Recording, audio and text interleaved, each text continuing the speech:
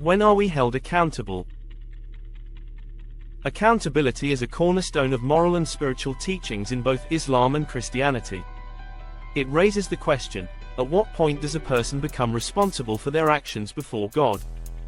Both religions emphasize the importance of free will and the ability to distinguish between right and wrong. However, their teachings on when accountability begins and how it is understood differ in significant ways.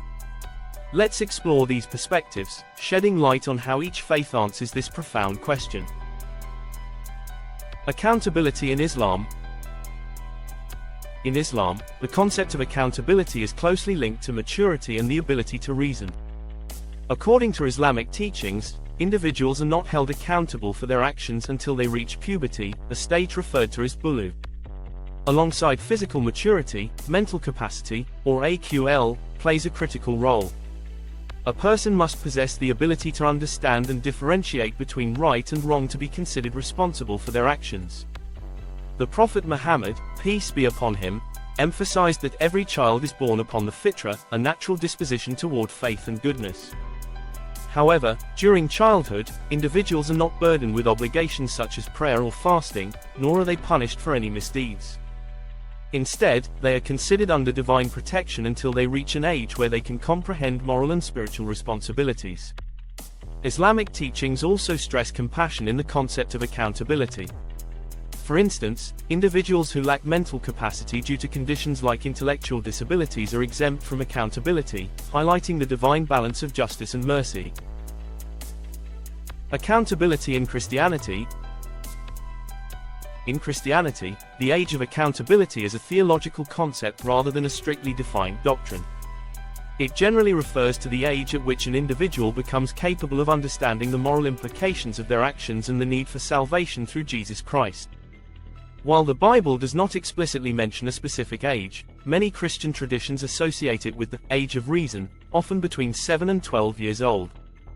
This understanding stems from teachings like Jesus' words in the Gospel of Matthew, "Let the little children come to me, for the kingdom of heaven belongs to such as these." Children who are too young to comprehend moral decisions or the concept of sin are believed to be under God's grace. Salvation in Christianity is through faith in Jesus Christ, and individuals are only held accountable when they can consciously choose to accept or reject this path. Some Christian denominations also emphasize the role of parents and the church in guiding children toward an understanding of faith and morality, ensuring they are prepared to take on spiritual responsibility when the time comes. Similarities and differences. Both Islam and Christianity recognize a phase in life during which individuals are not held accountable for their actions due to innocence or lack of maturity. However, the criteria for accountability differ. Islam ties it to biological and intellectual maturity, while Christianity focuses on spiritual awareness and the ability to make moral choices.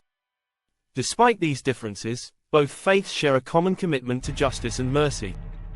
They emphasize the importance of upbringing, guidance, and moral education during the formative years, ensuring individuals are prepared for the responsibilities of adulthood. Broader reflections.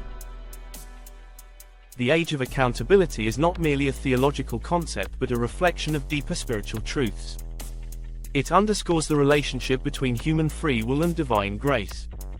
Both Islam and Christianity recognize that accountability must be fair, considering an individual's capacity to understand and act on moral and spiritual principles. In a world filled with diverse beliefs, the discussion on accountability reminds us of the universal importance of nurturing moral values and fostering compassion in our judgments of others. By exploring these perspectives, we gain insight into the profound ways both religions strive to balance justice with mercy. Conclusion. The question of when we are held accountable is as much about morality as it is about faith. Islam and Christianity provide distinct yet harmonious answers, each emphasizing the need for fairness, understanding, and spiritual growth. By reflecting on these teachings, we can appreciate the shared human pursuit of living responsibly in the eyes of God.